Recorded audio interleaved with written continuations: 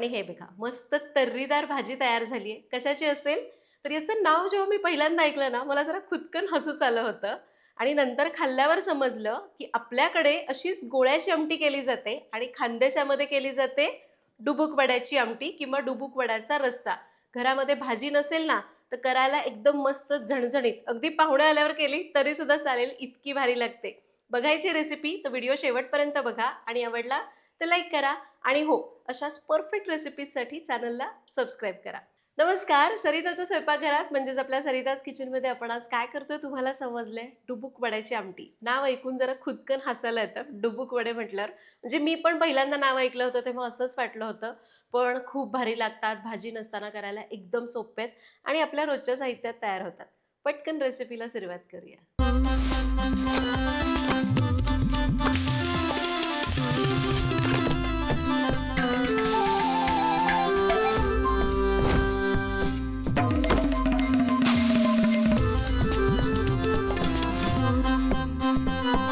पहिल्यांदा आपण डुबुक वड्याचं साहित्य बघतोय. आता तुम्हालाही माहिती आहे आपण एकदम स्टेप बाय स्टेप सगळ्या रेसिपीज बघत असतो. आपली पहिली स्टेप आहे आपल्याला याचं वाटण करायचं आहे, त्यासाठीचं साहित्य बघू.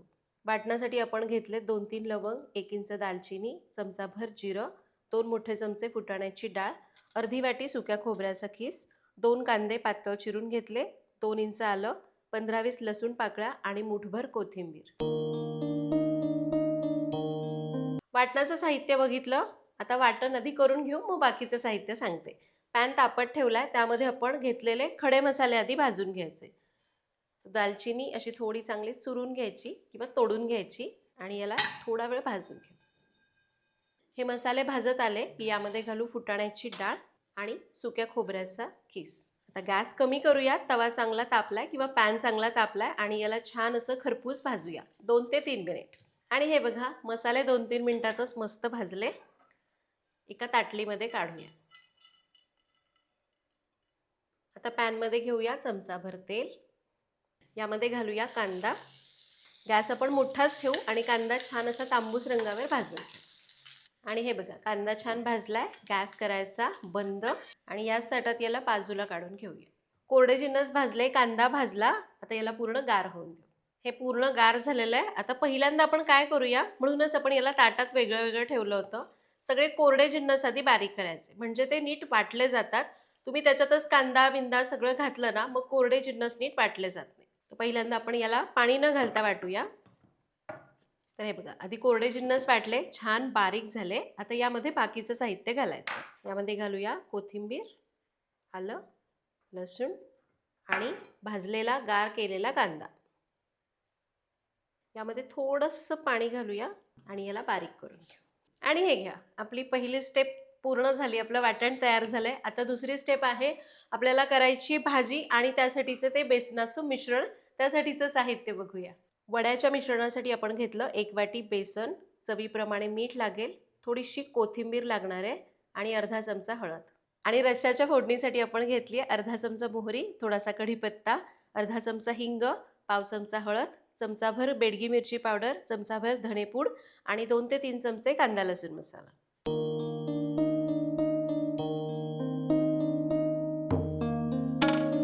आता आपल्याला वड्याचं मिश्रण करायचंय. घेतलेलं बेसन आपण एका बोलमध्ये घेऊया. त्यामध्ये घालू हळद. तुम्ही इथं थोडीशी मिरची पावडर वापरली तरी चालेल. चवीपुरतं मीठ आणि थोडीशी कोथिंबीर. याला मिक्स करायचं. आता थोडं थोडं पाणी घालू आणि याला सरसरीत भिजवायचं आहे. भज्याला कसं करतो तसं घट्ट करायचं नाही किंवा एकदम पातळ पण करायचं नाही. याच्यातल्या गुठळ्या मोडून घ्यायच्या. हे बघा इतपत पातळ बरोबर आहे. त्याला चांगलं फेटून गुठळ्या मोडून घ्या. आणि हे बघा आपलं डुबुक वड्याचं मिश्रण तयार झालं. याची कन्सिस्टन्सी बघा, एकदम काही अशी पाण्यासारखी किंवा कढीसारखी पातळ नाही आहे, अशी आहे. आता आपली तिसरी स्टेप भाजी करायची आहे, म्हणजेच रस्सा करून घेऊ आणि वडे सोडू. आता रश्श्यासाठी मस्त कढई केलेली पितळी कढई ठेवली आहे. गॅस चालू करू आणि यामध्ये घेऊया तेल. तेल किती घ्यायचं? जरा जास्तच घ्यायचं, कारण आपण दुसरी कोणतीही भाजी वापरत नाही आणि थोडंसं झणझणीत असतं म्हणून तर्रीदार करायचं.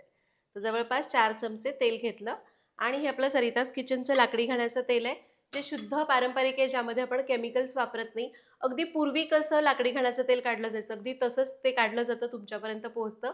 एकदा जरूर वापरून बघा. ऑर्डर करण्याची लिंक डिस्क्रिप्शन बॉक्समध्ये दिलेली आहे.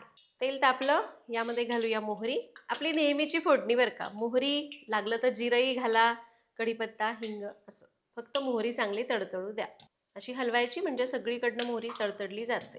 मोहरी तडतडली, हिंग घालूया, कढीपत्ता. त्याचबरोबर यामध्ये आपण मसाले घालू. मिरची पावडर आणि कांदा लसूण मसाला घेतला, त्यातला थोडा घातला. यामध्ये थोडंसं पाणी घालायचं. याला थोडं परतलं की मग यामध्ये घालूया तयार केलेलं बॅटर. मसाले आपण थोडेसे तेलामध्ये घातले की तर्रीदार भाज्यांना तर्री मस्त येते. फक्त ते थोडं पाणी घालून परतायचं म्हणजे जळत नाही. आता गॅस आपण कमीच करू आणि याला छान तेल सुटेपर्यंत परतून घेऊ. 4 ते 5 मिनिट. हे बघा, वाटण 4-5 मिनिट परतलं, मस्त तेल सुटलंय, रंग भारी आलाय.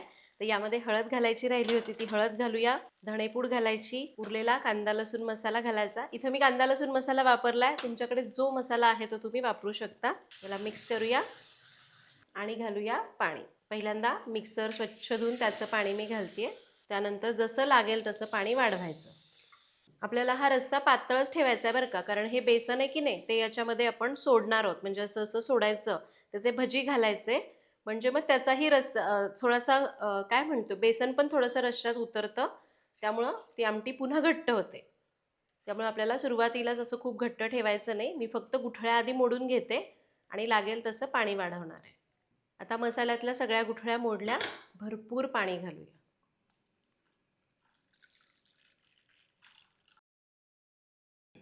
आणि हे बघा, भरपूर पाणी घातलंय आणि इतपत पातळ ठेवलेलं आहे. हे आत्ता इतकं पातळ दिसतंय, ते वडे सोडले की घट्ट होतं. आता यामध्ये घालूया चवीपुरतं मीठ. आत्तापर्यंत आपण मीठ घातलेलंच नाही आहे. रश्श्यापुरतं मीठ घालायचं. वड्यांचं मीठ ऑलरेडी त्याच्यामध्ये आहे. त्याचबरोबर घालूया चिरलेली कोथिंबीर. गॅस आपण मोठाच ठेवू आणि याला एक उकळी आणू. लक्षात घ्या, उकळी आल्याशिवाय यामध्ये वड्या सोडायच्या नाहीत. त्यामुळे मस्त खळखळून उकळी आणायची. आणि हे बघा, मस्त खळखळून उकळी आली आहे. रश्श्याला रंग कसला भारी आला आहे. तरी पण किती मस्त आली की नाही. आता यामध्ये आपल्याला घालायचे हे वडे. हे कसे सोडायचे, तर याला डुबुक असं नाव का दिलं असेल, डुबुक वडे, कारण याला असे डुबुक डुबुक सोडावं लागतं किंवा ते डुबकी मारतात त्याच्यामध्ये, म्हणून कदाचित हे नाव असावं. तुम्हाला याच्याबद्दल माहिती असेल तर मला कमेंटमध्ये सांगा. पण हो, हे जे वडे आहेत ते उकळत्या रश्श्यातच सोडायचे, म्हणजे ते सोडले की पटकन आकार धरतात आणि छान शिजले जातात. आता आपण गॅस कमी करूया आणि या उकळत्या रश्श्यामध्ये हे वडे सोडायचे. कसे, अगदी छोटे छोटे, सांडगे कसे सोडतो तसे. जरा लांब लांब लांब लांब सोडायचं बरं का, एकदम चिकटून एका जागी सोडायचं नाही. छोटे छोटे सोडा, कारण शिजल्यावर ते अजून फुगून मोठे होतात. आता बघा, आपण आधी रस्सा पातळ केला. आता याच्यामध्ये आपण असं बेसन सोडलं की ते पण थोडंसं रश्श्यात सुटतं आणि रस्सा अजून दाट व्हायला मदत होते. घरात भाजीला काही नसलं की करायचे डुबुक वडे. थोडे वडे सोडले की एकदा हलवून घ्यायचं. हे बघा, आकार येतोय की नाही, मस्त. असा आकार तेव्हाच येतो जेव्हा तुम्ही त्याला उकळत्या रश्श्यामध्ये सोडता. एकदा मिक्स करून घेतलं की पुन्हा उरलेले मिश्रण सोडू. मी शक्यतो काय करते माहिती का, जिथं उकळी असते ना तिथं सोडते असं. आता काही ठिकाणी डुबुक वडे करतात. आमच्याकडे खरं तर शेंगोळे केले जातात. म्हणजे सेम असाच रस्सा, फक्त हे पीठ इतकं पातळ करत नाहीत, कणकेसारखं घट्ट केलं जातं. त्याच्या शेंगोळ्या किंवा छोटे छोटे गोळे केले जातात आणि मग ते सोडले जातात. अगदी सेम, फक्त भजी सोडण्याऐवजी गोळे सोडायचे. त्याला आम्ही गोळ्याची आमटी म्हणतो किंवा शेंगोळ्याची आमटी म्हणतो. आणि हे बघा, सगळे वडे सोडून मी हात धुवून येईपर्यंत हे वडे आपोआप वर आले. याचा अर्थ ते आता शिजायला लागलेले आहेत आणि तुमचे डुबुक वडे एकदम भारी होणार आहेत. आता गॅस करायचा कमी. याच्यामध्ये अशी पळी आडवी लावायची. यावर अर्धवट झाकण ठेवायचं आणि मंद आचेवर 7 ते 8 मिनिटं शिजून द्यायचं. म्हणजे ते वडे या रश्श्यामध्ये छान शिजतात. रस्सा थोडा दाटसर होतो आणि रश्श्याची चव वड्यामध्ये उतरते. शिजून देऊया. आणि 7 ते 8 मिनिटं मंद आचेवर शिजवलं. हे छान शिजू द्या बरं का, कारण हे नीट शिजलं नाही ना तर ते लगेच मऊ पडतं. आणि हे बघा, मगाशी रस्सा किती पातळ होता, आता छान दाट झालेला आहे, कारण थोडं थोडं बेसन सोडल्यानंतर याच्यामध्ये उतरतो. आता यावर घालायची चिरलेली कोथिंबीर. आता गॅस कमी करून याला 2 मिनिटं न झाकता असं सुकळू, म्हणजे छान तर्री यायला मदत होईल. आणि हे बघा, आधी झाकून शिजवलं आणि नंतर बारीक गॅसवर न झाकता शिजवलं. आता कशी तर्री आपोआप वर आली. गॅस बंद करूया आणि आपली ही मस्त झणझणीत डुबुक वड्याची भाजी, डुबुक वड्याची आमटी तयार झाली. अशी मस्त तर्रीदार दिसते.